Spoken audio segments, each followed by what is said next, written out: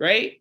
And I think that there's something particularly nefarious about assigning sexual deviance to women, right? Mm-hmm. It's something that men do in particular because that's where they're stronger than us in. Right. That's the issue. It's always out of an insecurity.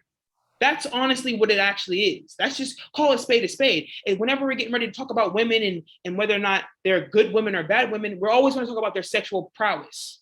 Because that is the way in which that I feel that you can objectively see that if men are absolutely per standard deviation physically superior, stronger than women, well, women have to be stronger in another thing.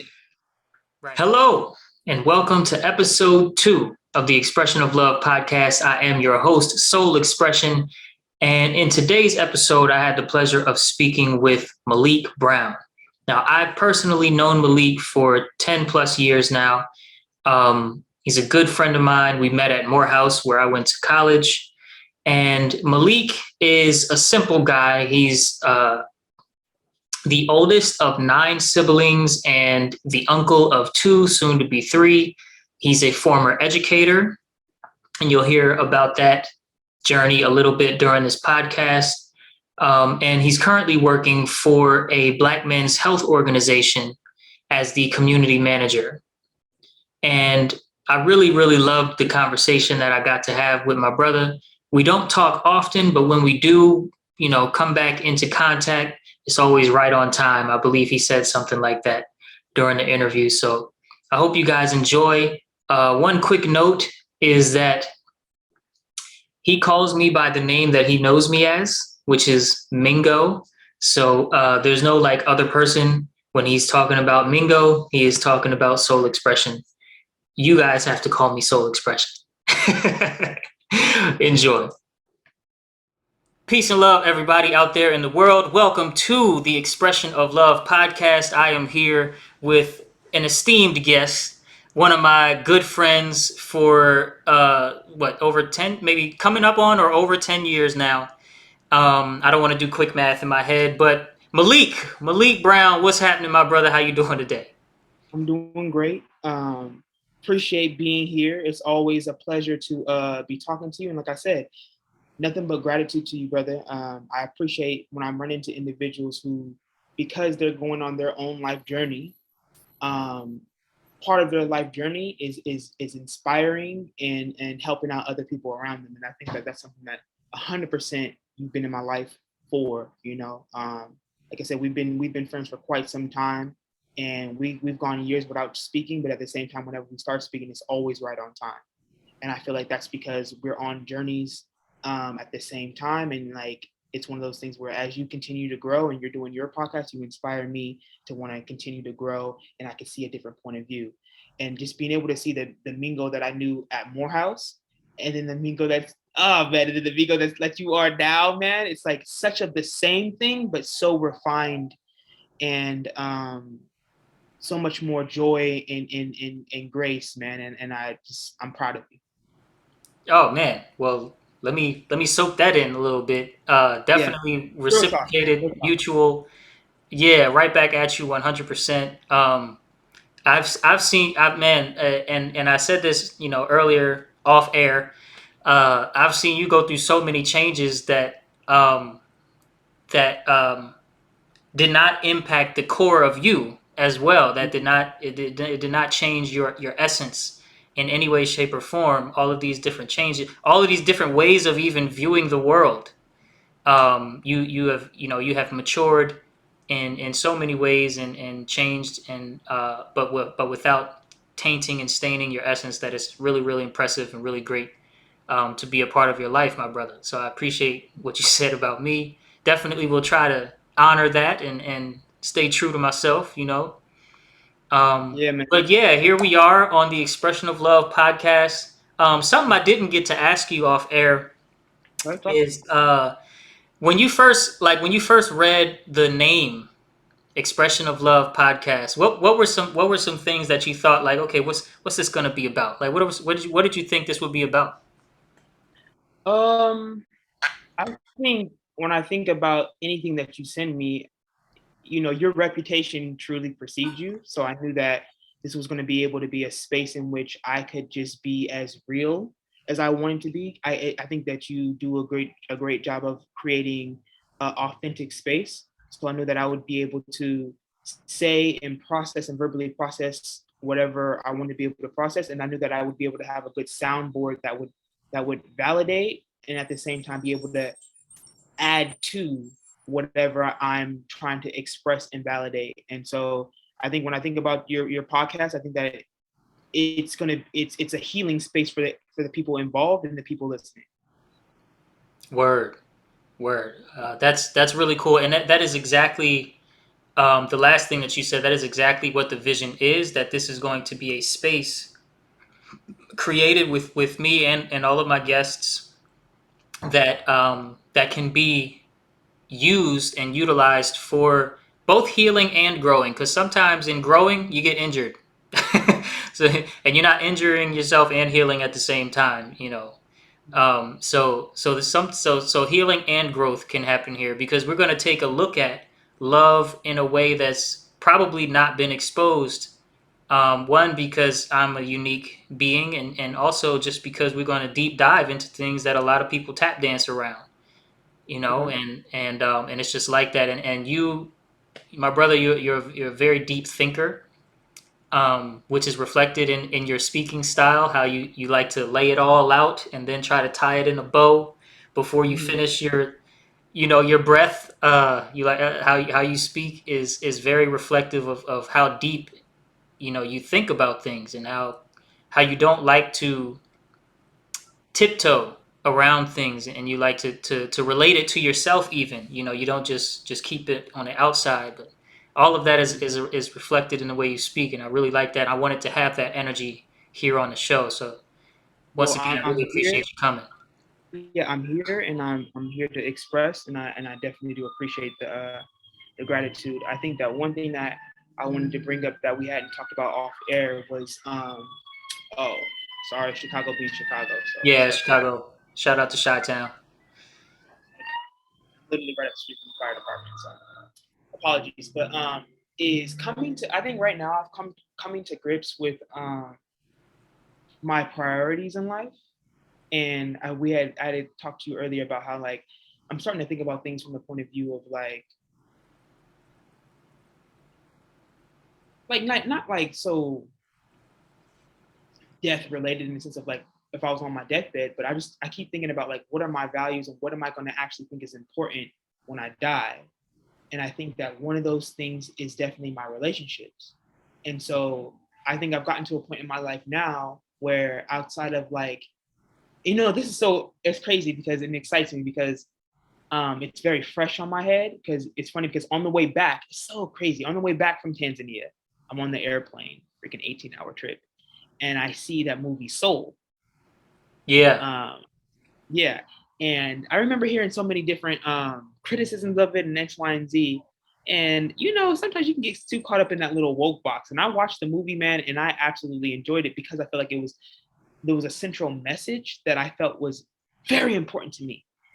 Yeah. Coming off of What's that that? vacation, which was that people's purpose and your thing in life that you do really well that helps out everybody. I think for a long time has always been my North Star on like what I need to be doing. Like it's almost like that Michael Jordan complex of like, or that Kobe complex around like, we'll find out what you do well. And when you find out what you do well, you work as hard as you can at it. And then you make sure you can help everybody around you. And then that's how you find success in life. And I think that a lot of that movie was around people finding their spark.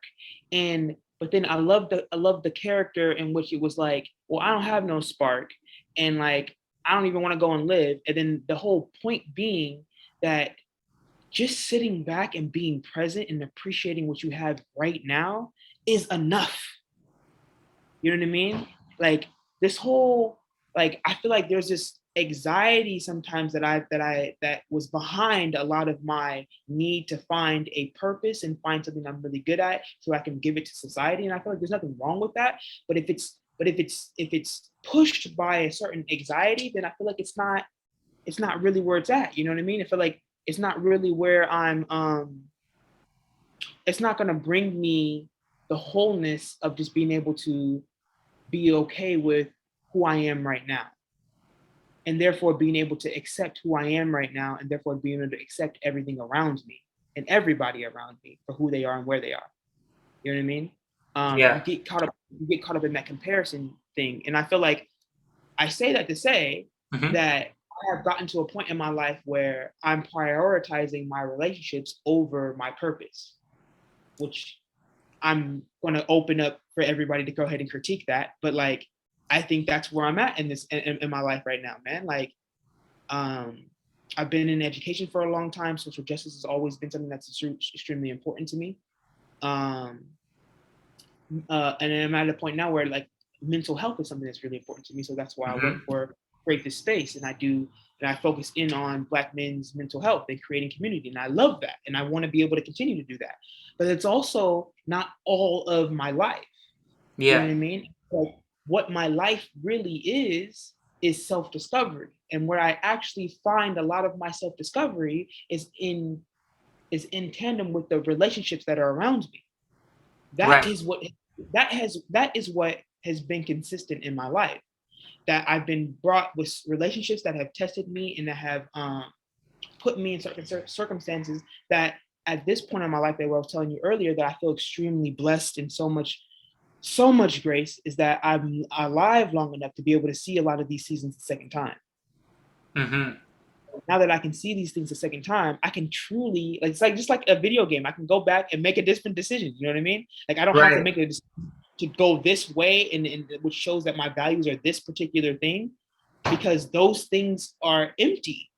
But if I'm making decisions that are based off of like, if I'm making decisions that are based off of not only that self-discovery, but that constant need to want to like be the most authentic, not even better, but just be the more authentic, be closer to my authentic self. It's like, oh, okay, well, Malik, and it's not even the same as what it would be for you or for anybody else. But for me, my truth is that like one of the things that I want to be able to go on my deathbed and say that I was able to do is have a healthy, intimate relationship.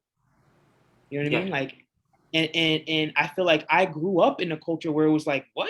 All you care about is being in a relationship? It's like, that's almost like a simp move. But it's like, no, for me, it's really important, because I feel like it's one of the things that I feel like the universe has put in front of me so I can continue to learn more for myself. And I think the faster that I get to accepting that, the faster I get to just living in a tranquil, harmonious way. You know what I mean? I actually agree with that very, very, very much so. A large portion of the people that I surround myself with and the people that I know would have not stayed, most likely, in the marriage that I'm in right now because of certain things that I chose to not put as high on my importance priority list as I do just the health and the story, you could say, of my marriage with my lovely queen wife, goddess wife, and this relationship that I've gone through. We've gone through things together, and we stay together, and we are each other's rocks, you could say, in these situations where if we were both if we were both single, it may not have turned out so hard to go through. But yet again, here we are today. Everything is fine. Everything is kosher. And we have these experiences that we've learned very crucial lessons, and we've gone through it together. We stay together, and it taught us so much. And so I'm super duper grateful for everything that prioritizing having a super, impactful and just a great example of a healthy relationship and healthy intimate relationship has taught me and has taught us. No, for sure. I'm with you on that.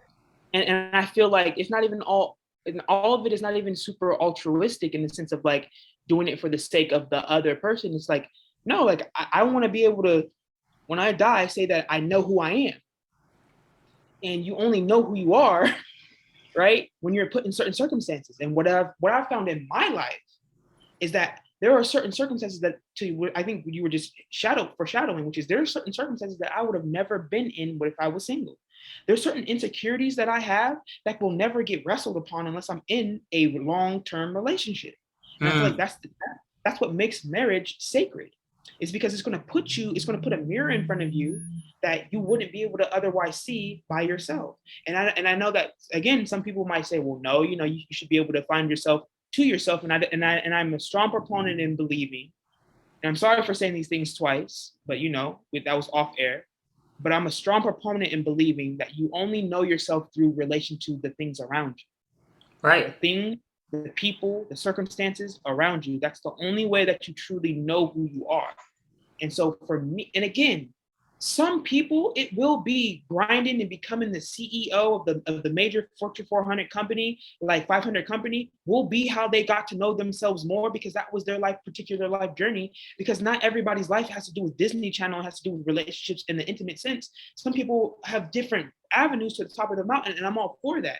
But I'm also for accepting everybody else's paths, and therefore being able to accept mine. Mine is very much, maybe I don't have the monetary legacy for my great grandkids,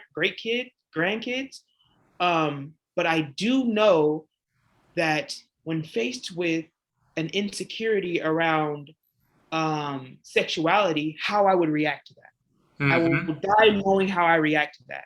I will die knowing how I react to when, even though my father has passed away and I have my own daddy issues, when somebody else whose father was around but treated them like complete shit, I know how to be able to go about that situation with acceptance and not the resentment of, well, at least you do have your father. I know how I'm going to react to that situation. I know how I've gotten better in that situation. And that is what will that's what makes me feel like I'm learning more about myself. And that's what's valuable for me. You know what I mean?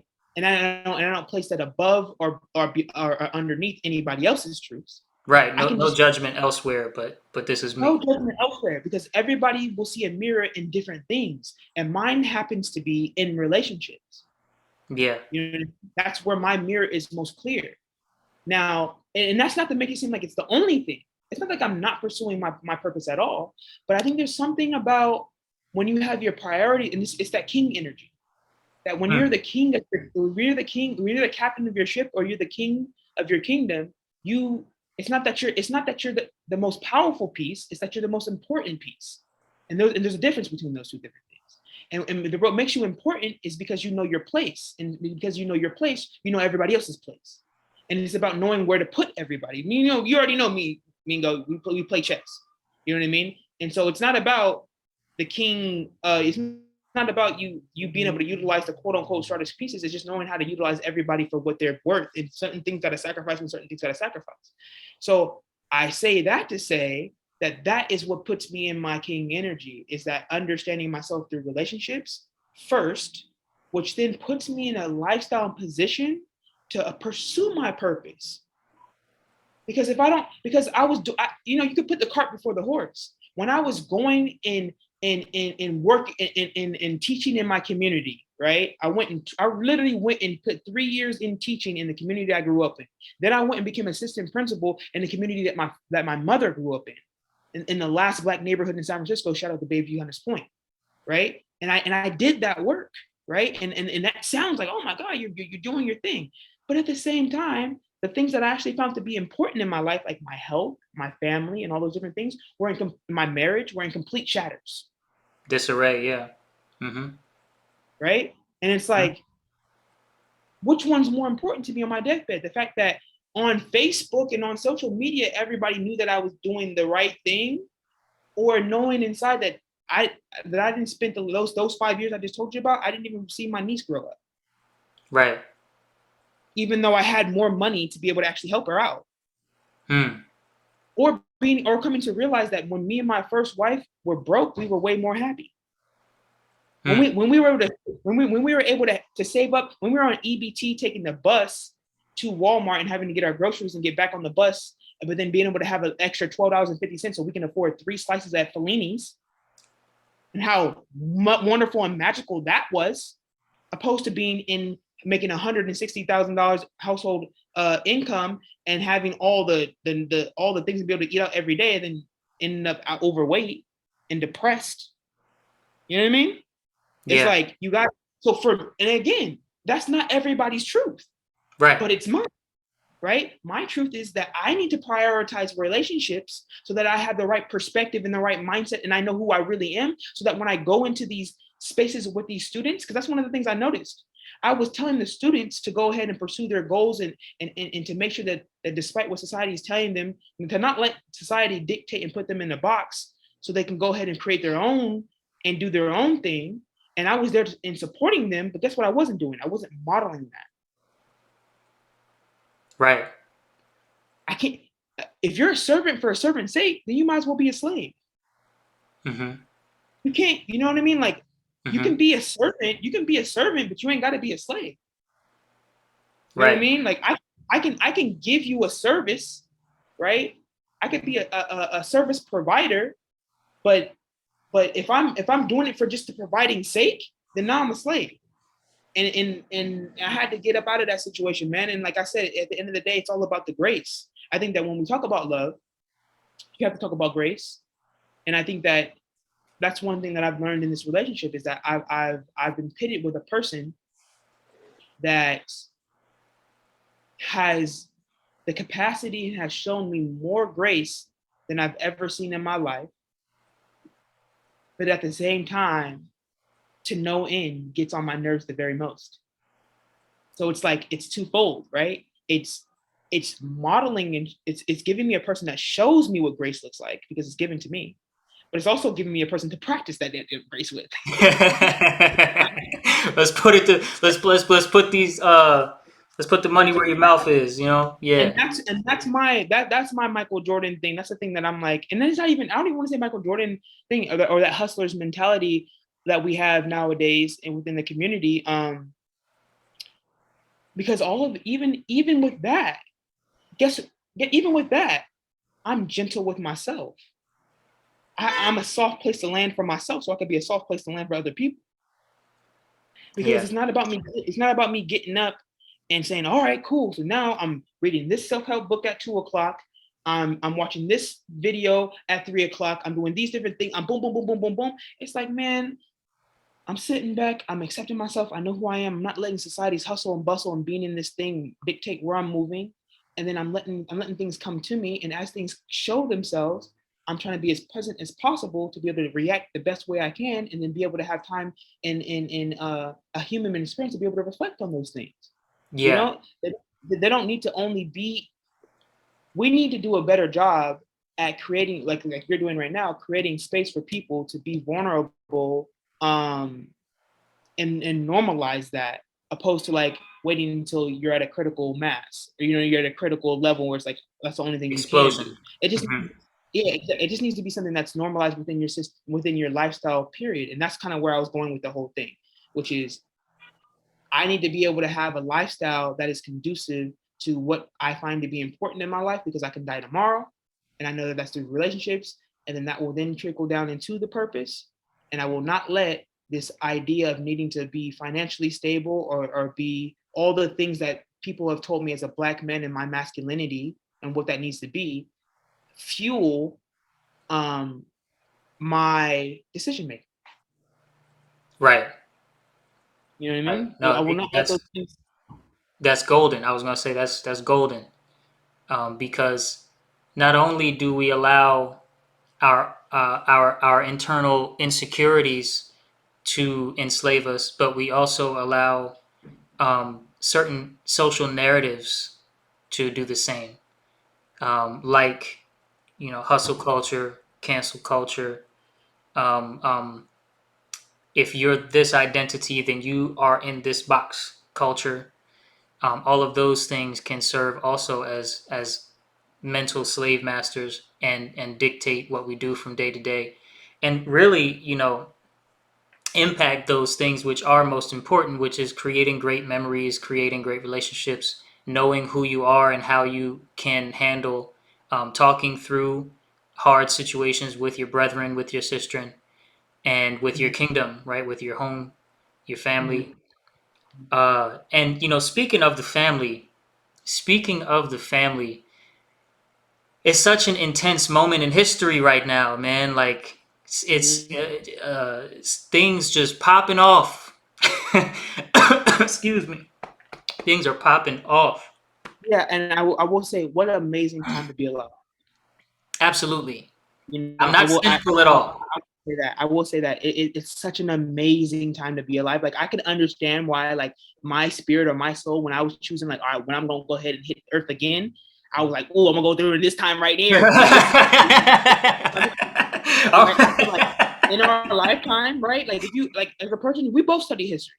It's like it's going down, but it's going down. It's going down.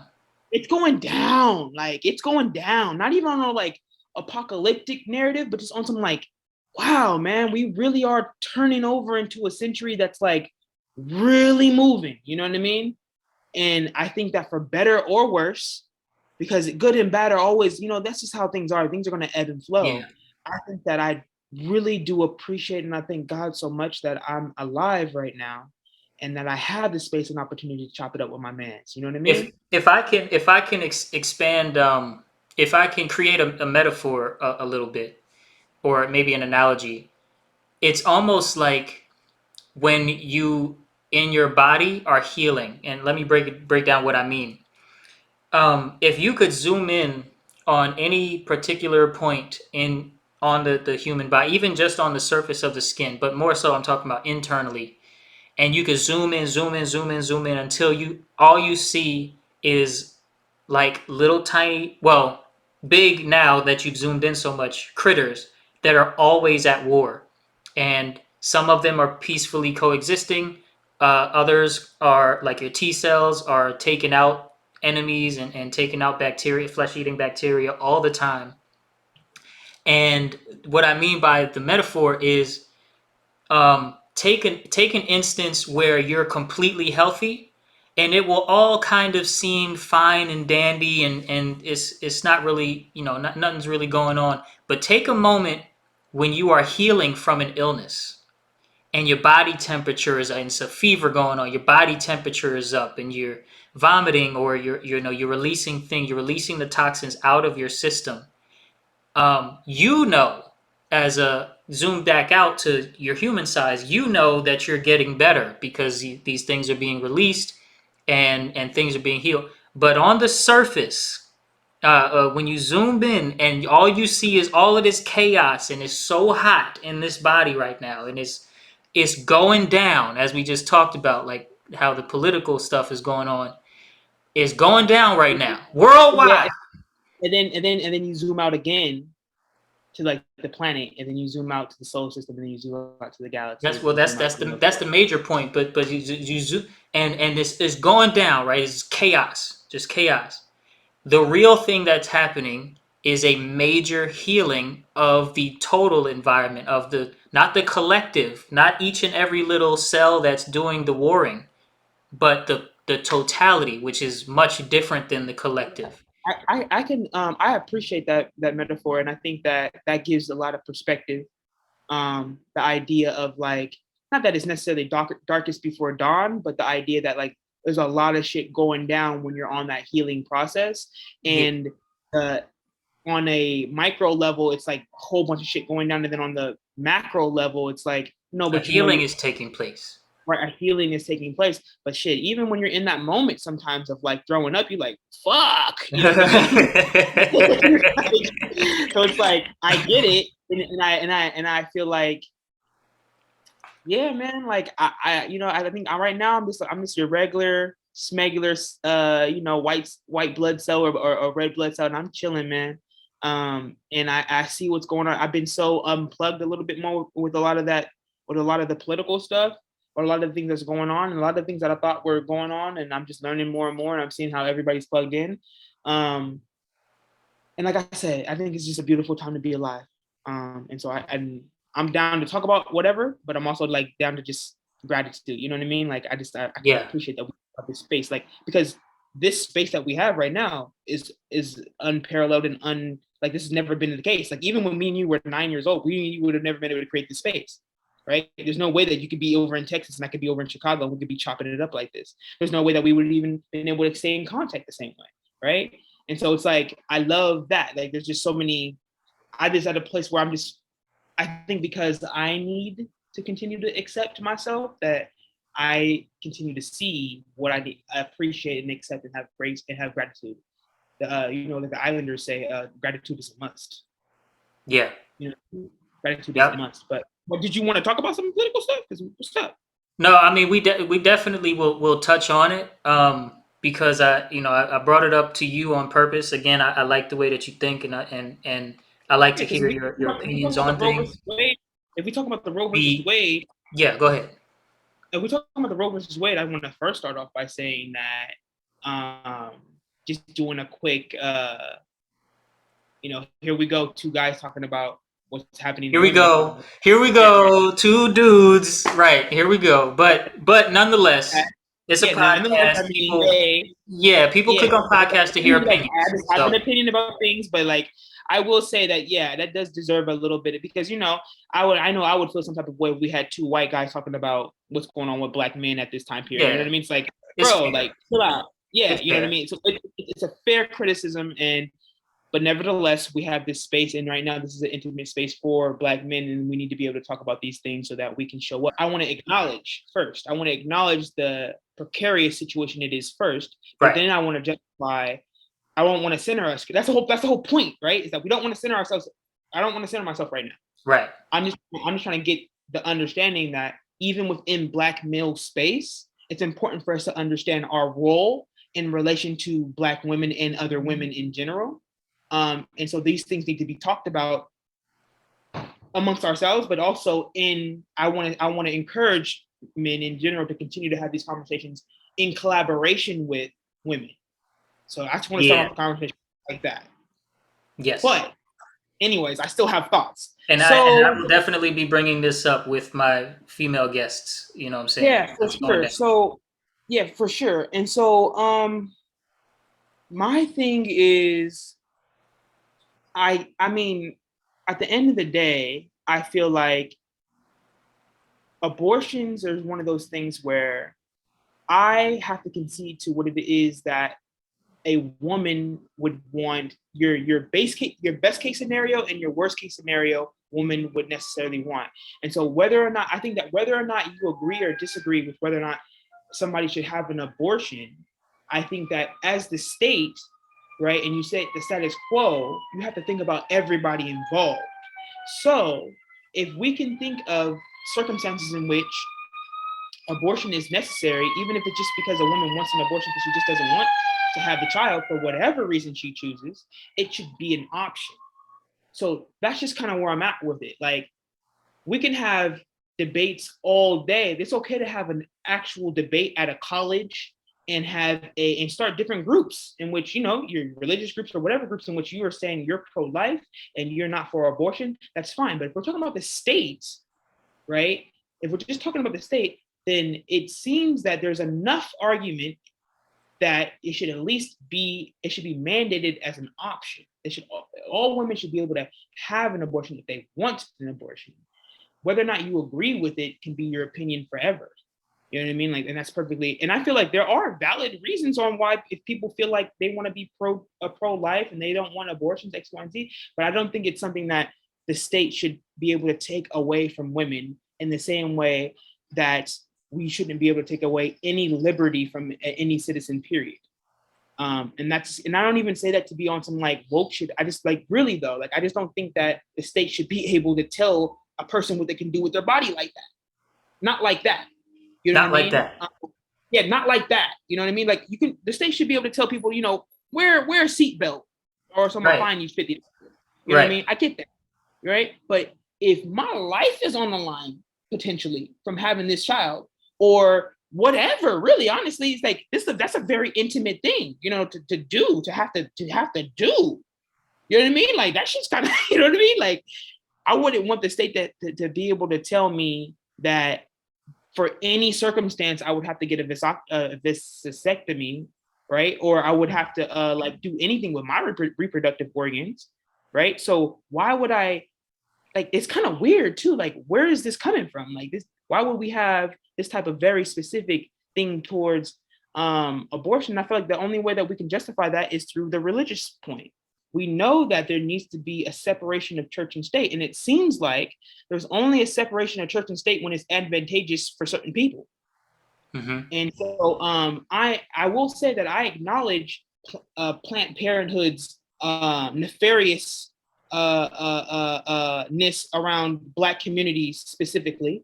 Margaret and all people. Yeah, like I acknowledge all of that stuff, and that's what I'm saying. Those are conversations that need to be had about within Black communities. So if we're talking about like this again, if we're talking about the reasons why women choose to have abortions, right? Then now we're talking about social nets, right? We're talking about how do we support women more, right? That needs to, like, if you want to start moving and grooving on laws, if we want to start saying, you know what, if you're a woman and you work at, if you choose to have a child, you get an automatic universal income, right? Absent whether or not you have the father there or not, or if we start paying women for being at home, or if we start we start giving more incentives for women to even want to have children. If we make sure that Black women aren't dying 4 times the rate of white mothers in childbirth, right? If we're making sure that we do all these actual things that would put it in a situation where women would have a better idea of having the children, I'm all for that.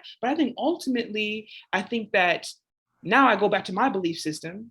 I think that we need to acknowledge women for who they are, which is the people who choose whether or not life is going to happen. And I think that just needs to be more respected. You know what I mean? Like there needs to be a little bit more of a respect for that. You know what I mean? Because it's like we only respect it when they were in that caricature of the 1950s homemaker, quiet, docile, just do what you're supposed to do at home. Then all of a sudden it's like, yeah, you have your kids. But now it's like when women have more autonomy to be able to control their lives, it's like I feel like it's a direct challenge to the ways in which patriarchy as a whole is trying to dictate what women do with their lives. Honestly, at this point in my life, as much as it has direct impact on women, it's also just political ammunition to continue to make us divided on shit so that we can continue as within class structures to be continuing to look this way, like, oh, you pro-lifers, you anti, whatever, instead of thinking about, well, hey, at the end of the day, still 0.001% of the population has all the fucking resources, right? Like whatever it takes to continue to keep us like this. You know what I mean? And I'm not saying that it's not a real important thing the same way racism is. I would say racism and all those things, but I feel like ultimately it's just another thing that's dividing people because for different things. And I feel like it's crazy because people, like, you could be a pro-life person, like, and still respect the fact that women should be able to have an option. And so, yeah, I mean, it's a thing that I feel like men have too much control over. It's a thing that I feel like has been turned into a political thing. And I think it's just another way in which we're undermining the actual sacredness of women. So for example, when we start to talking about trans women and all that kind of stuff, it's like the same people who are like, what do you mean? You're not a woman. You don't have the ability to be able to give birth, or you don't have periods. When you want to shame somebody, that's your point. But now these are the same people that are saying, oh, but you can't have an abortion. I feel like low key it's the same people. What do you mean? Like which group is the same people that are now saying, oh, you can't have an abortion? I feel like the same people who are willing to shame trans women as not being women because now they want to be able to identify the idea that, well, what really makes a woman is that she can make a baby or she has periods, and they make it very a genitalia sex thing. Mm-hmm. I feel like are the same people now saying that that are against the women being able to have the option for abortion. It's the same. For example, let me give identity to that, and then I want to hear what you say. So for me, it would be your conservative white man. Okay. Your Pentecostal, your religious heavy white dude, and all of that conservative shit. Mm-hmm.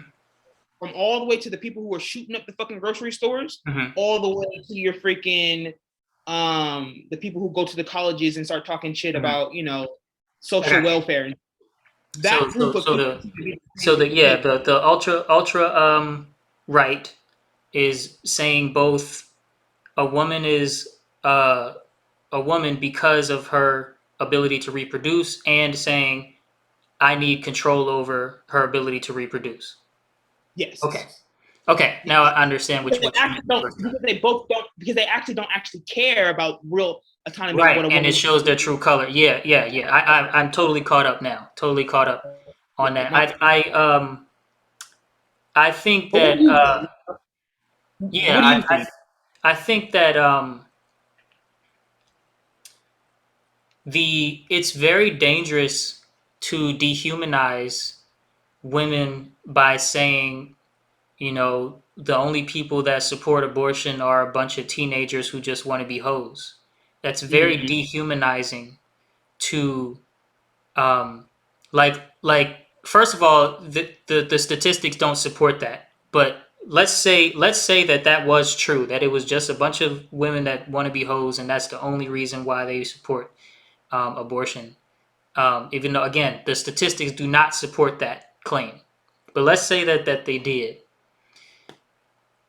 Thinking like that at all is taking the human being who's allowed to make mistakes as a child and grow from those mistakes, and it diminishes them to, if you make a mistake, you're not worthy of being called a human being.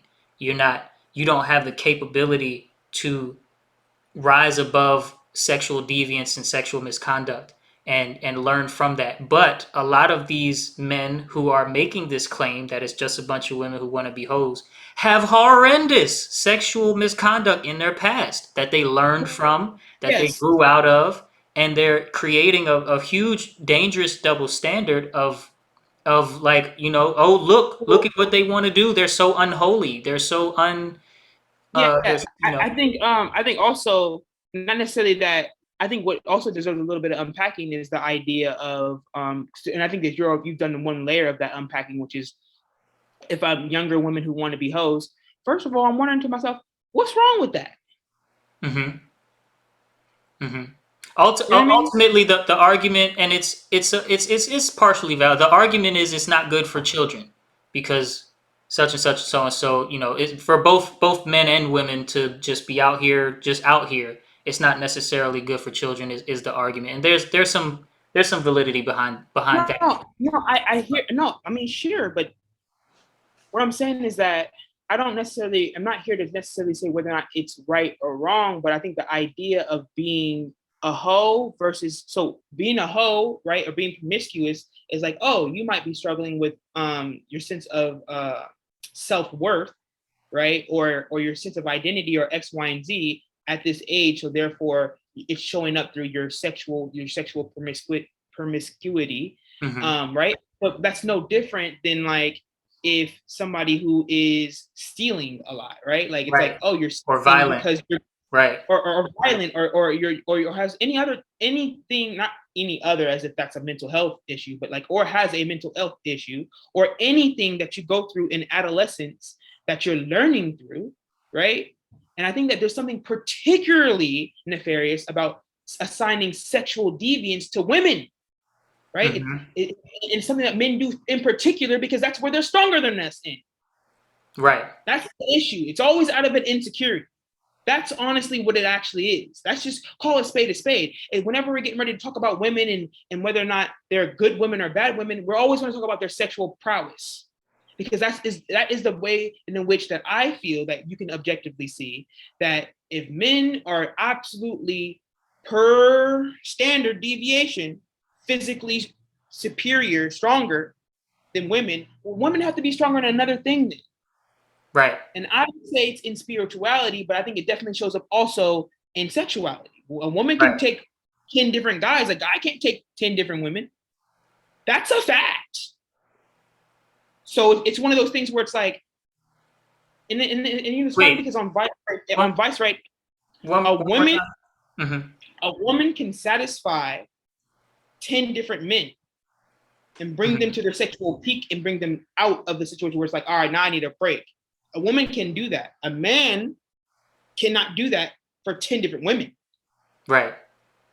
That's just what it is. everybody want to get in the comment section. Oh, I could do, but it's like, come Right. on, bro. Yeah. Right. Whatever. I'm just because if that's the case, not most of these guys, anyways, can get beat up by some guys, some women too. You know what I mean? So I'm just saying Right. standard. So we'll digress from that. Yeah, I'm with Right. you. I'm just saying standard. So what I'm saying is that comes from, and it's funny because I hope if anybody also chooses to watch, go on YouTube and go Vice News, and there's a new clip, and it says it says conservatives, like he said, it says the weird relationship conservatives have with sex, and it talks about how a lot of these shootings by these whack jobs, basically, with mental health issues, they also have this huge thing about women, like either they're white women being taken over by black men, or their inability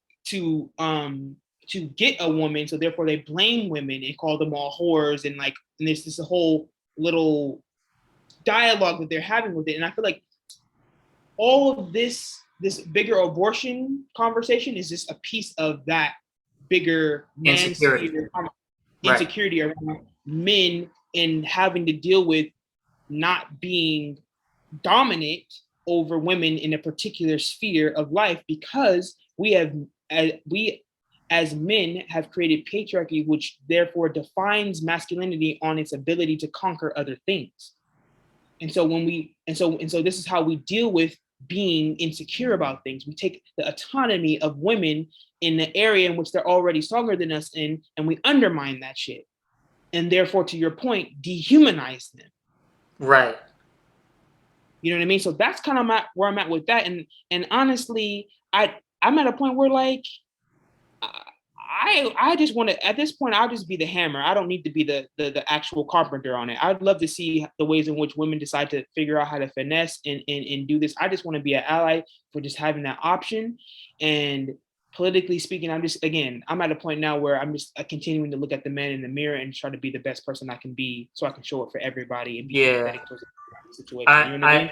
I feel you 100%. I'm on the side that this law is on some bullshit and is very hasty and is very and a lot of the rhetoric behind it is very dehumanizing of people who are, again, allowed to make choices and then learn from them and all of that.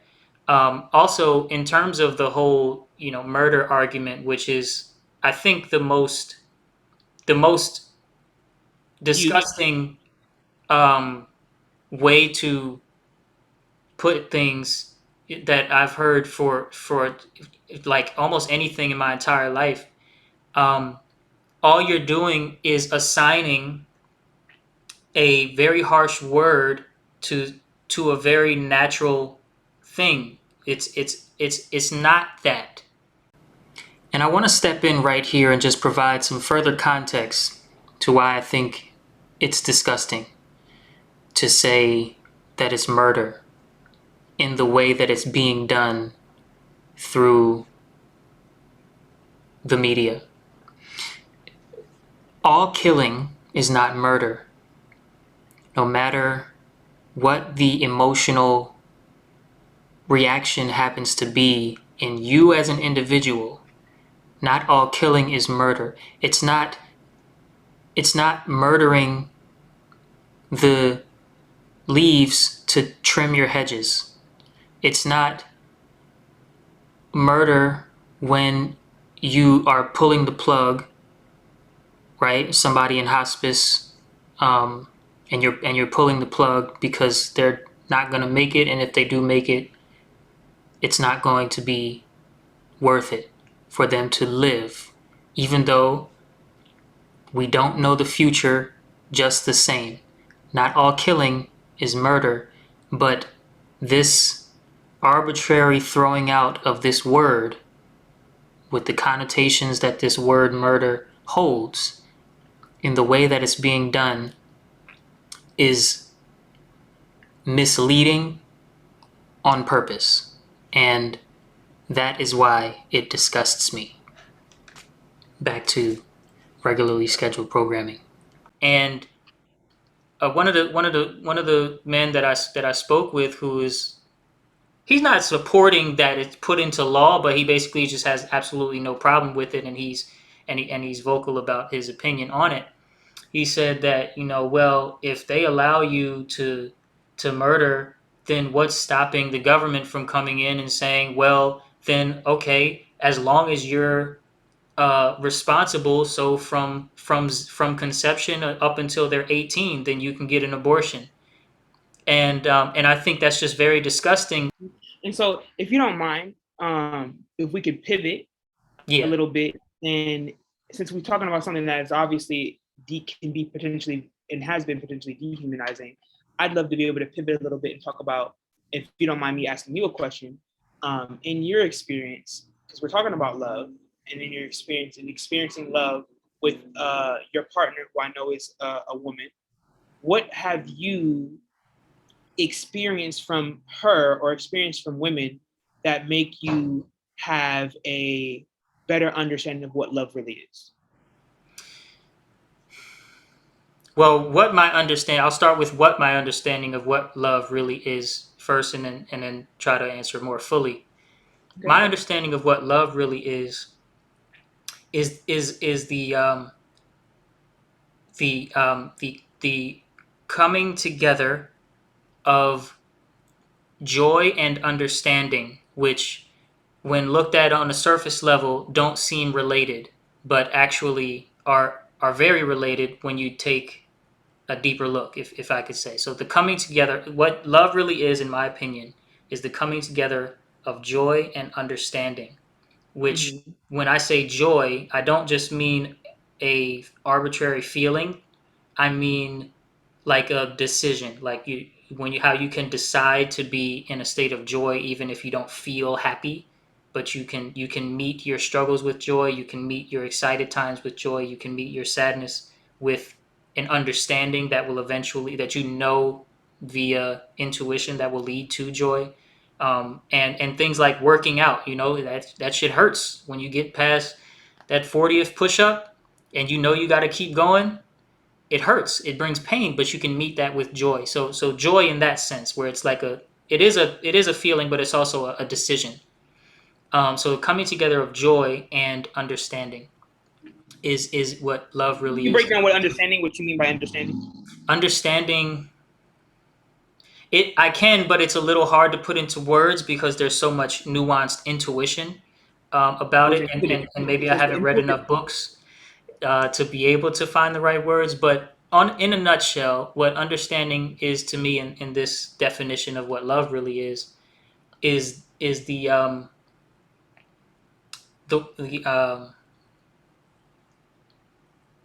going from thinking about to knowing in experience. okay. So when you have an inner knowing that is experiential, and it may have started as a thinking, but no one can convince you otherwise now, because you just know it.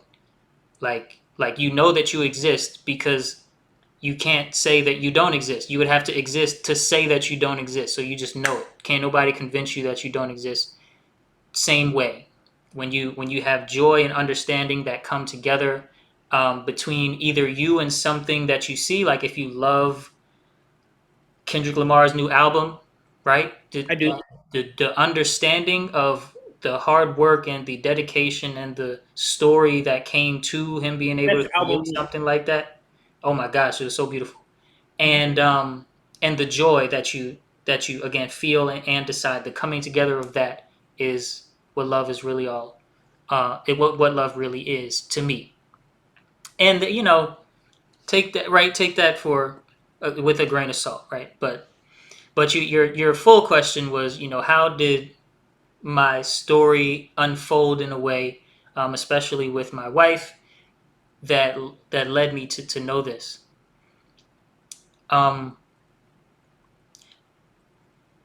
I don't you may or may not remember, I'm a survivor of suicidal depression, Mhm. and going through a period of about 4 years or so But two strong years. So I'll say two. Going through a period of 2 years where I just was wrestling with the idea of just quitting, giving Mm-hmm. up, and this heaviness in my chest that I woke up with and went to sleep with, um, gave me a um, a clarity of what joy really is.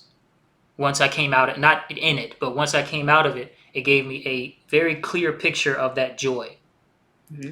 and the decision of it, and also the feeling, Mm-hmm. and learning to bring and provide joy for someone else, for my wife, allowed me to learn understanding and to lean on true understanding, right? To Mm-hmm. lean on true understanding and to trust what I know and to go from what I know. I spoke earlier about how sometimes when resentment is starting to build up, there's a double standard that we don't see, that we start to create, where we say, why are you doing that? Why are you doing that? You should know that I only meant it like this. You should know me by now. You should know this about me, and I would never cross this line. You should know that. Why are you messing things up? And what's really happening is we're ignoring that they also would never cross that line, and they're not doing what you think they're doing. Getting past that taught me the understanding that no, she's taking imperfect action because she doesn't have to be perfect, yet that does not diminish the power and the power in our connection. And so providing joy and bringing joy to her allowed me to learn understanding, and bringing those two things together, understanding and joy, is what got me to where I am today. And I do consider myself a really good husband with no as little arrogance as I can say that with as possible. And so, what do you think it takes to be a really good husband? Self-awareness. You have to go through a journey of self-discovery to be a really good husband. You can't, I mean, obviously really good is subjective, but I don't think there's one really good a definition of really good husband that points to somebody that's unaware of who they are and how they are, right, and how they are with others. A large degree of self awareness is definitely a prerequisite, um, and uh,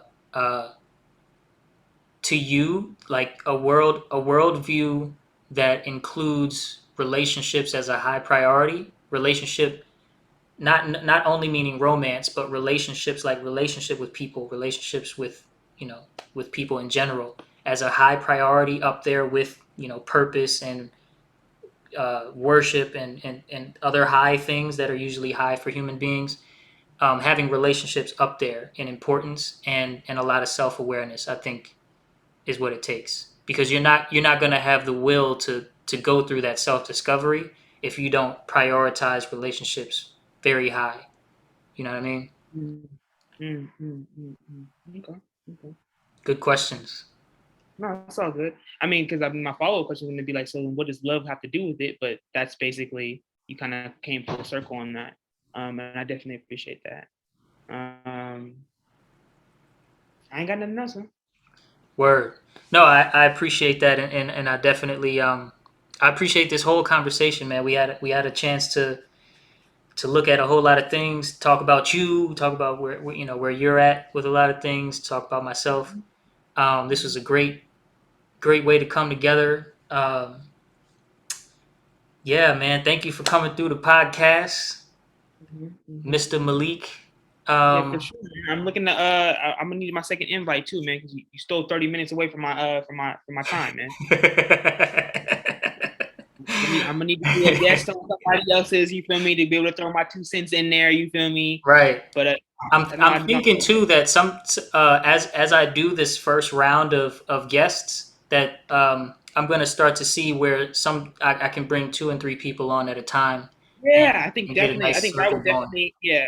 Yeah, I think that could definitely be a powerful thing, and I'm super down to do that, man. And like I said, I just want to appreciate the fact that you reached out, man. I hope that you can take as many edits, and I think that whoever's listening can get as much as they can. But I just want to I want to thank you on behalf of everybody who's listening.